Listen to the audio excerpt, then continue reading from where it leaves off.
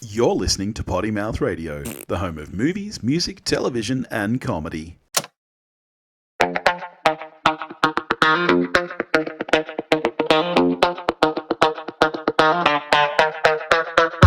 now, the hunt for the perfect album.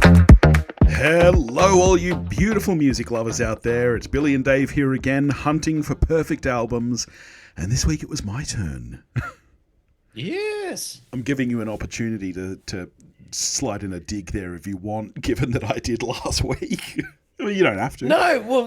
Well, weirdly, and I think we mentioned this when we recorded last week's episode. We had a bit of a break between drinks with these recordings. Yes. And I had completely forgotten anything about this band. I just had the name written down. So I was going in completely cold, other than knowing that you'd given this to me. I'd forgotten that they were Australian. I'd forgotten anything about who was in the band, anything like that. And then, weirdly, because normally I don't go Googling. I specifically don't go and Google anything about the band. I just want to come in cold to the albums. Yeah.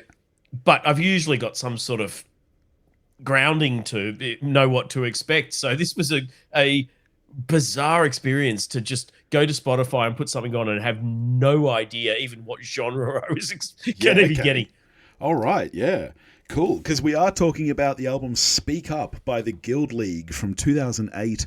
As I mentioned last week, it's a kind of spin-off band, or really I guess it's a side project of Tali White, the frontman of Australian band the Lucksmiths. Very different style, that is though. Beyond me. Well, and I'm sure that you didn't even notice that listening to it, because stylistically it's very, very different to the Lucksmiths, I would say. This isn't traditional indie pop. I think this is their poppiest album. They released 2, as I said last week. Their other album, Inner North, is much more acoustic and slow. I define that as soft rock. But there's a lot of songs that are almost ska. So I'm really curious to hear your thoughts on it. So let's get into it. I'm not going to say too much about how I came to this album. That's kind of obvious. I'm a massive Lucksmiths fan. Anything that any of those gents do, I kind of follow. So, in fact, from memory, my introduction to this was back when the Lucksmiths were on Candle Records before they moved to Lost and Lonesome. And we spoke to Mark Manone about that. Candle used to have like a demo album, and they'd put out a new one every year. So when you'd buy something from them, they'd send a bonus disc which just had tracks from some of their other artists on it. They'd call it, Hamper. And there were 2 I had that had tracks from the Guild League on them, which sadly those tracks aren't on either of their albums, but they were fantastic introductions to them. So look, that's how I came to this band. So let's hear your thoughts. Okay, so I put it on. Yep. As I said, no idea what to expect. Yep. And the first track, Mouse vs. Mountain. One of my favorites. Fucking awesome. Yes. Lots of sax and trumpet and drums. And I got about halfway through it. And I went, I recognize this voice. Yeah. And then in between all the other instruments, I just got a touch of the brush drums. Yep. I went, it's Tali! And that's what I remembered. Yeah. We are canaries in your deepest minds, dying to tell you everything's not fine. You fly the Hindenburg, we'll sneak a match on. How long's it gonna take for you to catch on? Come on! One day our day will come, there's one thing you can count on. Our day will come, and then the mouse will eat the mountain.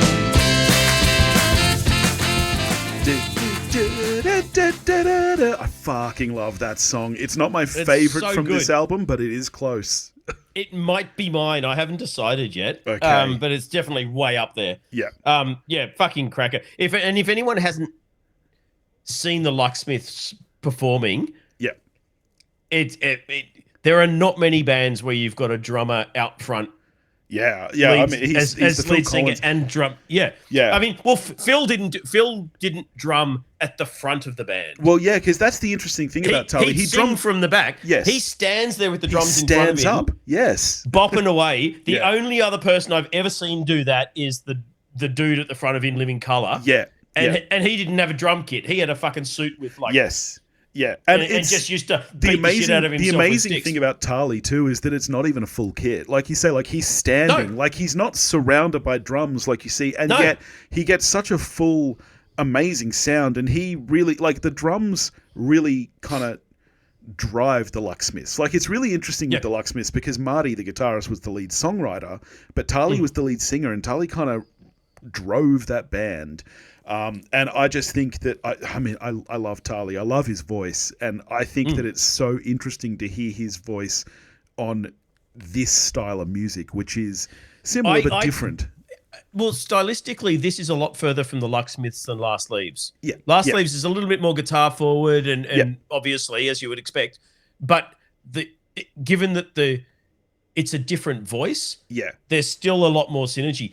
But I got a lot more kind of nostalgia vibes and happy feelings off this than I did from last. Like I loved the Last Leaves album, but I think I preferred this. Yeah, because even though genre-wise it's further from Lucksmiths, you've still got Tali and his drums, and even with the different stuff around him, it sort of came through more strongly. So then, I mean, track 2, If Not Now, was another one I loved. Yeah. I got really strong, beautiful South and House Martins vibes off this. Really? Yeah. I mean, musically and also lyrically, it just kind of something about it felt that reminded me of that. Yeah. Is it smoke or steam that's rising from the hospital? We're doing things we once thought were impossible. And who can fully understand why we sat down to take a stand, but now the water's rising and it seems the walls are made of sand. If not now, then when? And if not you, then... Yeah, I'm a big fan. That probably is the most Lucksmithsy song on the album, I think. Yeah, and you got some really nice bass lines through that too. Yeah, it's beautiful. Then we slow right down with Dead Hour, which might be my favorite. Actually, no, it's probably my second or third favorite lyrics on the album. Yeah, really good writing. Yeah, beautiful lyrics, and it's just a gorgeous song. Yeah.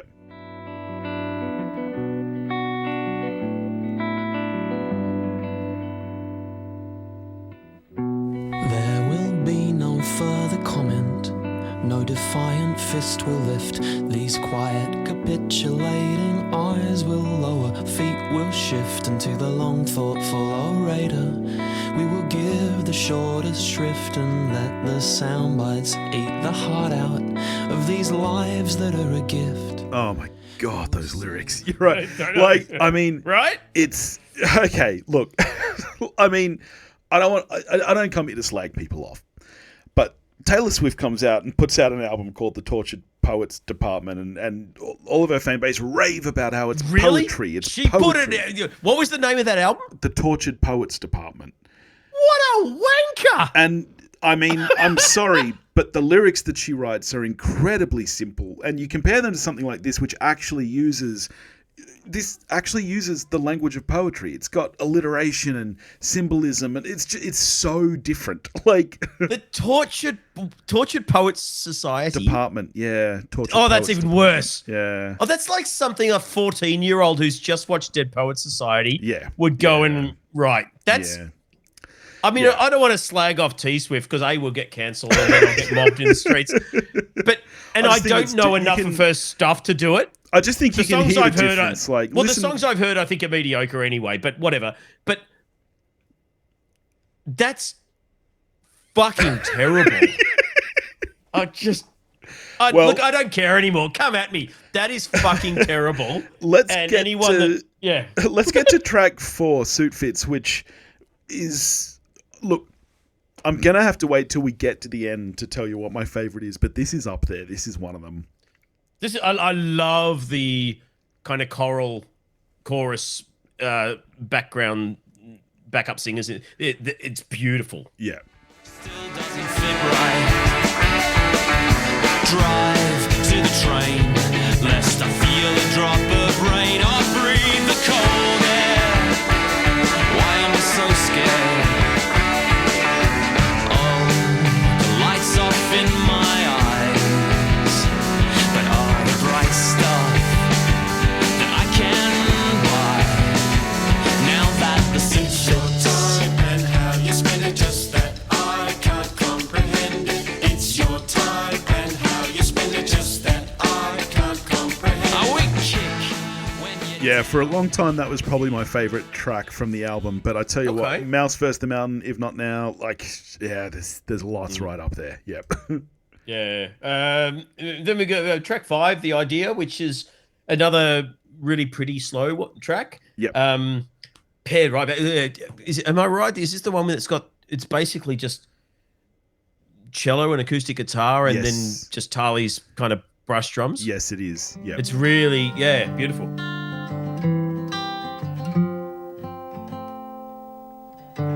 in between awake and sleep, where all our unknown thoughts are caught. I jerk and twitch, a leaping fish finds open water overboard.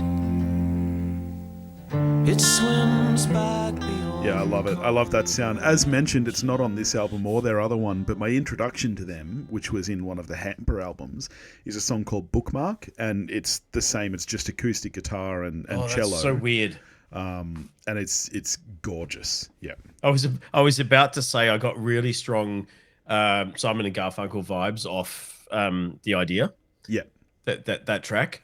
And then you went and said another song called Bookmark, and Yep. Bookmark's obviously one of their most famous albums. Yeah. It's like, whoa. Yeah. All right, now we go full balls to the wall ska. Yes. Yes. This is at least it's like the fucking boss tones. You go, where's the color? Yeah. It's fucking Horn City. Yeah.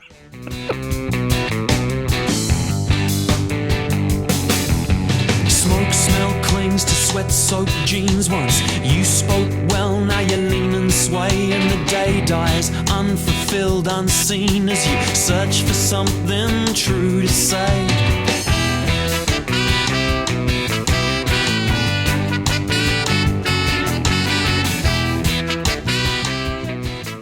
Yeah, it really leans into that That's reggae up there as one of my beat as favorites. well. Yeah, it's a great track. Yeah. And at this point in the album was probably my favorite lyrics, I think. Okay. Yep. Yeah, even more than Dead Hour. I thought, some really good writing in that. Yeah.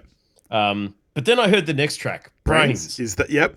I'm gonna. Favorite lyrics. Okay, I'm going to leave Brains to play out the show because Brains is what I think is possibly my favorite song from this album. It's Okay. It's right up there with some of the others, but Brains is a track that I always keep going back to. So I'm gonna some leave of the that lines to in play that. out because You tore me apart and found yeah, only blood inside my heart. Yeah, Something I about, tried to explain but yeah, found nothing in found my head only but brains. Yeah. Oh, it's fucking so Yeah, good. it's brilliant. I absolutely adore that track. Alrighty. Oh, we'll leave that. Nice. That's a good one to go out on. Limited Express. I can't remember in my head, Yeah, okay. Yeah. but I do have written down poetic, gorgeous, really good ebb and flow. Yeah. So, but I genuinely don't remember it.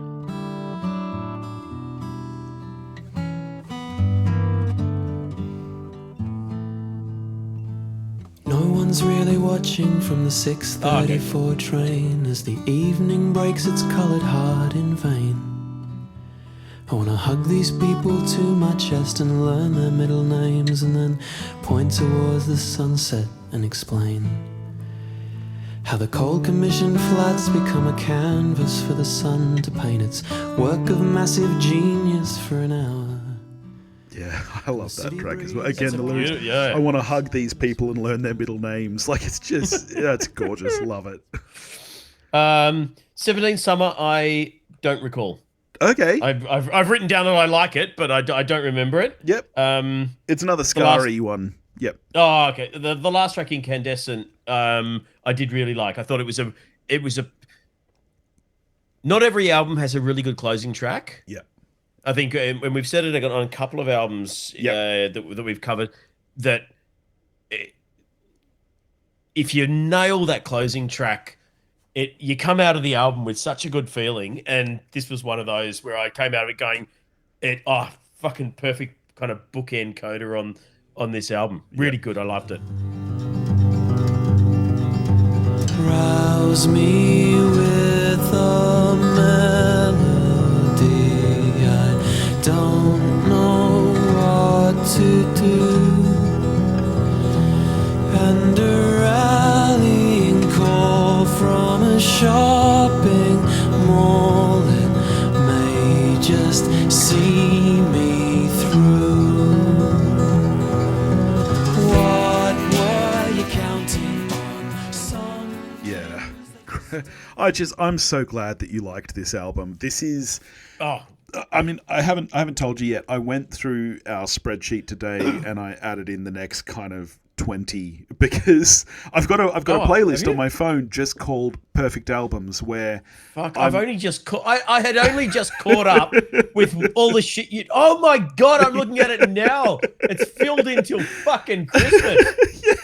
Because I've got so many albums that I love and adore, and much like this one, look, this is my bread and butter. I gave you The Cure a couple of weeks ago because I said I feel like I've been too indie on the show. But the truth is that this, I genuinely think, is one of the greatest albums ever recorded, and this band has less than 400 listeners on Spotify. Yeah. So look, I will gladly...